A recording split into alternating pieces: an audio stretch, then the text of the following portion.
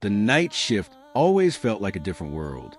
The fluorescent lights hummed softly above the long, sterile hallway of Ward 7, the palliative care unit, the place where doctors tried, but Allah decided. Most people avoided this floor. Too much death, too many goodbyes, too many unanswered questions haunting the air. But not Nurse Layla Hassan. At 26 years old, Layla had seen more death than most people see in a lifetime. Some souls left peacefully, like a candle gently blowing out. Others clawed their way out in terror, screaming into the void. Layla never forgot those ones. She tried to hide the memories, but they visited her every night. The moment she closed her eyes, her colleagues often asked, "Why don't you transfer to another department? Emergency? Pediatrics? Anywhere but here." Layla always smiled sadly. Someone has to be here when the end comes. Some nights, she was the last hand a person ever held, the last voice they ever heard, the last comfort they ever knew. Tonight, she felt uneasy. She stood at the nurse's station, flipping through charts when Dr. Kamal approached her. "Layla, we're admitting a critical case from ER, trauma from a major accident. Coming up now." Layla nodded. "Stable." The doctor's face said everything. Barely. The elevator dinged, and they rushed toward room 12. A stretcher rolled in. Monitors screamed as paramedics shouted vitals. Layla pushed alongside them, keeping the oxygen steady. Blood covered her gloves, her uniform, her shoes, but she didn't flinch. The patient, a man in his 40s, gasped like life was slipping out in handfuls. "We need to prepare for CPR." But the man suddenly opened his eyes and grabbed Layla's wrist with surprising strength. His voice was a whisper, breath soaked in fear. I see them." Layla leaned closer. "See who?" His pupils widened, like looking into something not of this world. Angels, but they're not smiling. His entire body convulsed. And then, silence. Flatline.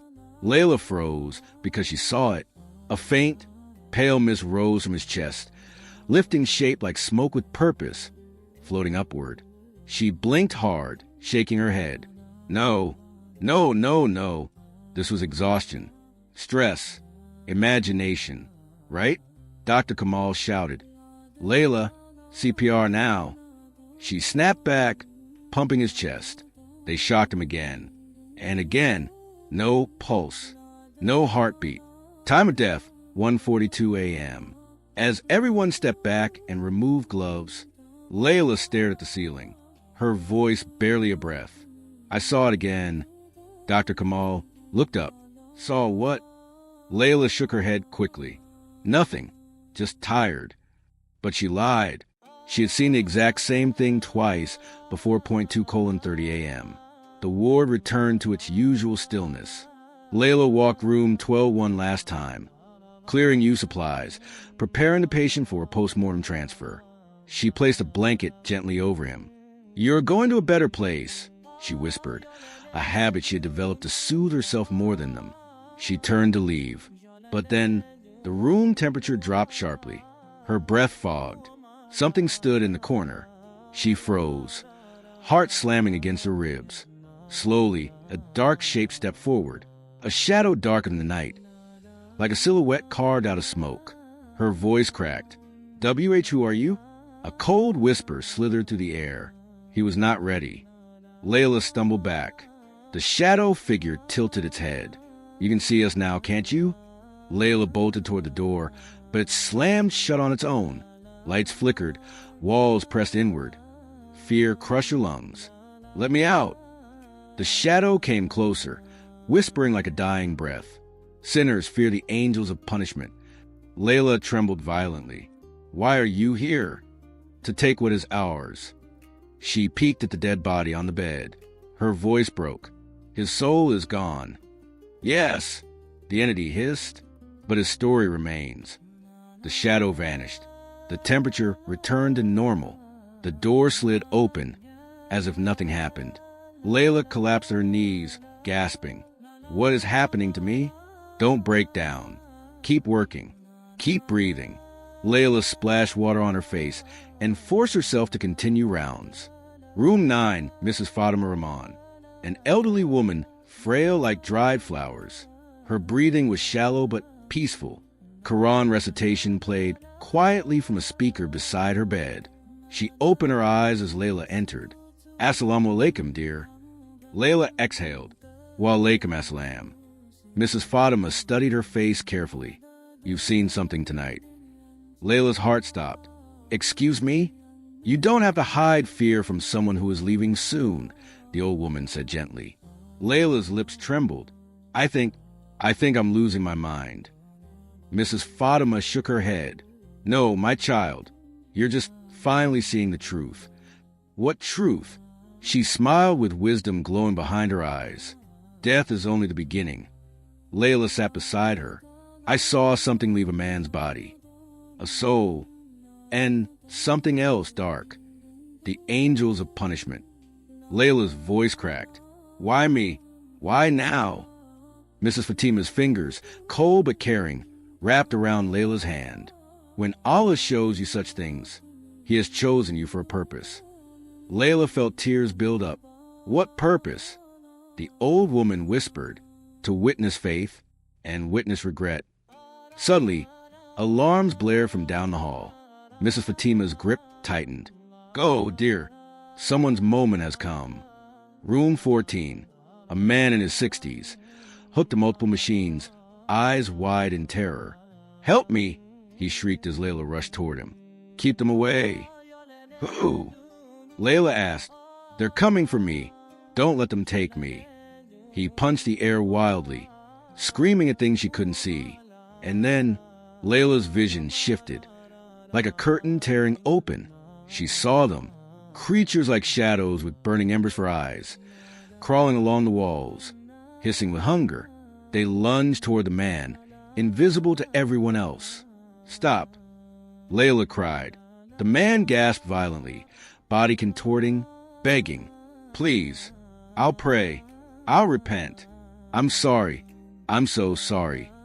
His heart monitor spiked. Layla grabbed his hand. "Say la ilaha illallah." But he choked. "I don't know how." He screamed. One last breath.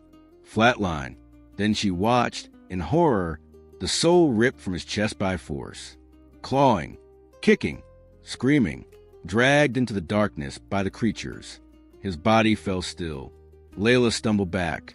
Sobbing, she whispered shakily, "What kind of death was that?" A voice answered behind her, "A death without faith." Layla turned, expecting comfort, but instead saw a warrior angel, tall, radiant, with armor shimmering like silver starlight, wings folded behind his back, eyes full of sorrow. Layla stared up, trembling. "You're an angel?" He nodded. "You can see the truth now. The veil has been lifted." Layla's voice quivered. Why? Why am I seeing this?" The angel stepped closer, voice deep and warm. "Because your heart still seeks Allah, but your eyes have not yet followed." Layla's knees buckled as she sobbed. I'm not even religious." "You once were," the angel whispered. Her breath caught. "How do you know?" The angel smiled softly. "We knew you before you were born." Layla's tears streamed like rivers. "What do I do?" The angel's answer was simple. "Return." Then he vanished, leaving Layla shaking in the cold silence. Layla stood frozen in the doorway of room 14, the echo of screams hanging heavy in the air. Sweat dripped down her temple, though the ward was freezing cold. Every light seemed dimmer, the shadows darker. She stumbled back down the hallway, desperate to escape the horrors she had seen. But the truth clung to her like smoke. She could no longer pretend death was just a biological event. Souls were leaving, and angels were taking them. Her hands shook as she grabbed her Tasbih necklace, something she hadn't touched in years. Her mother had given it to her before she died. "Never forget Allah, Layla, because He never forgets you." She clutched it now with white knuckles. "Ya Allah, help me." She reached the nurse's station just as Dr. Kamal approached, holding a clipboard. "You look pale. Are you okay?" Layla swallowed hard. "I just saw something. In room 14, when he died, I saw..." "What?" Kamal raised a brow. A miracle? An angel? Layla stared at him, stunned. How do you? He smirked, cold, mocking. I've had families tell me that nonsense for years. They refuse to accept death, so they create fairy tales. Layla shook, anger and fear blending. They're not fairy tales. I saw it. Souls. Angels. And there were... She lowered her voice. Creatures. Kamal laughed. You're hallucinating. Burnout. Get a break. Layla stepped closer, voice raw. You don't believe in anything after death? Kamal shrugged.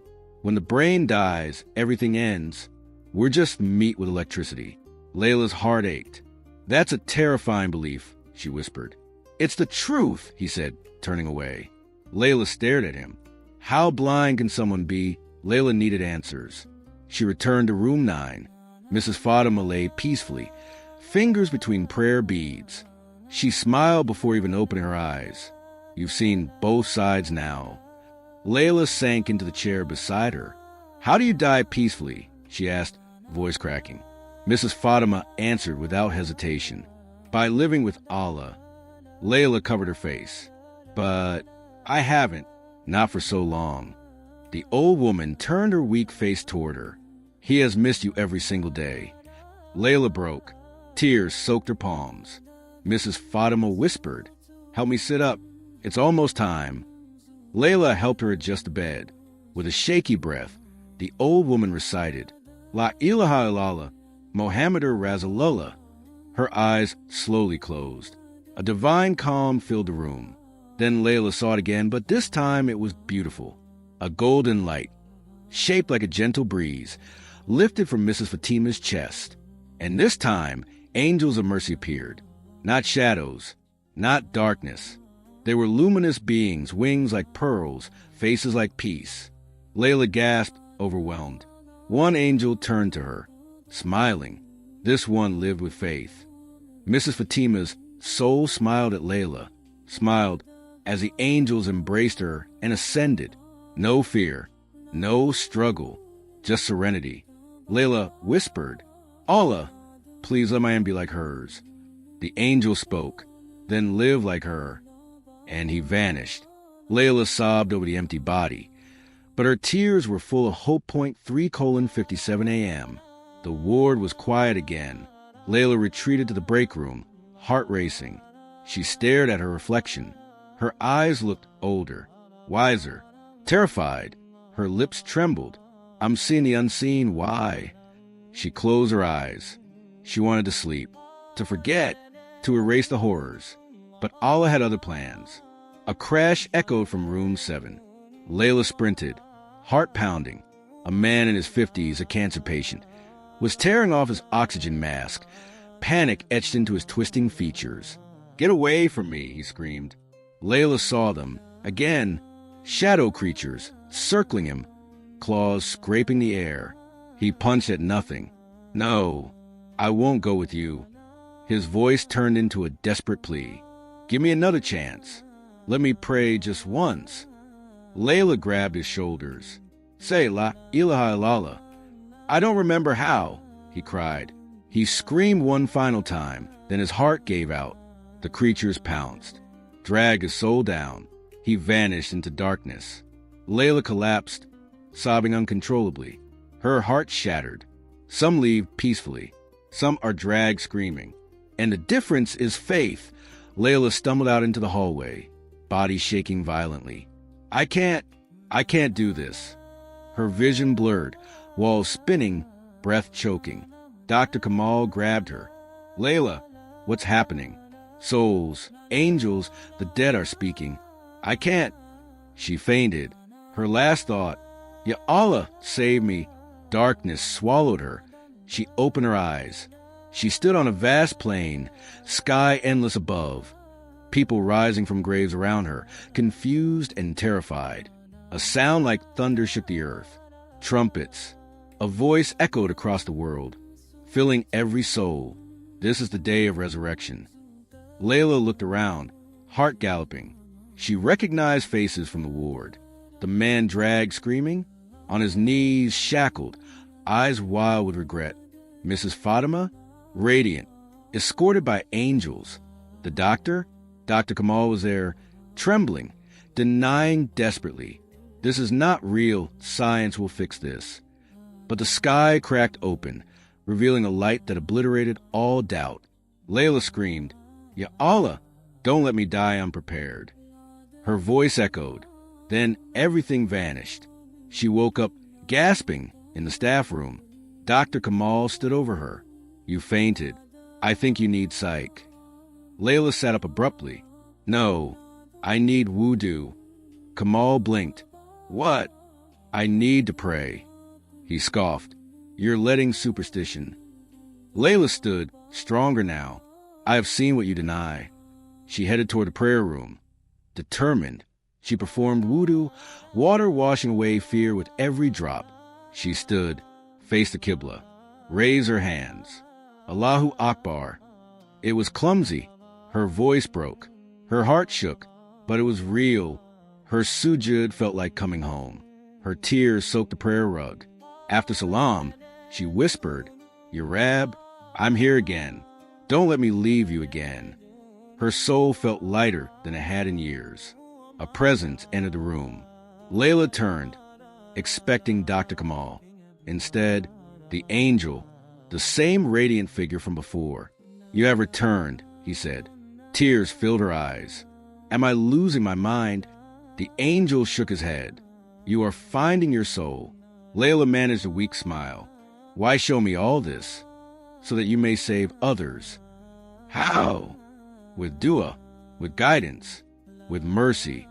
He extended a hand, not to shake, but to show unity. Humans die every day believing this life is the end. Allah chose you to witness the truth so you can remind them before their final breath. Layla pressed her hand to her heart. "I'll do it," she said. "I'll help them return like I did." The angel smiled. "And Allah will help you." He began to fade.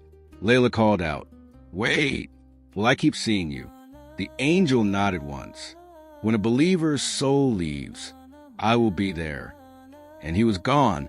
A calm warmth wrapped around Layla's heart. She looked up.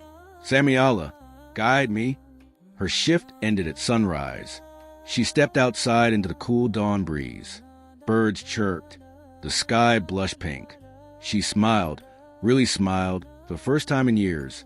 She had walked through hell tonight, seen punishment and mercy, witnessed terror and peace. And she had come out, a believer again. She whispered into the wind, "Alhamdulillah." Because Layla Hassan, night shift nurse, had gained a gift. She saw the unseen, so she could help hearts see the truth. Her life's mission was clear now. Anchor to remind the dying of Allah. Anchor to protect their final words. Anchor to bring faith back to those who drifted away, so that when death arrived, they would not scream, but smile like Sister Fatima.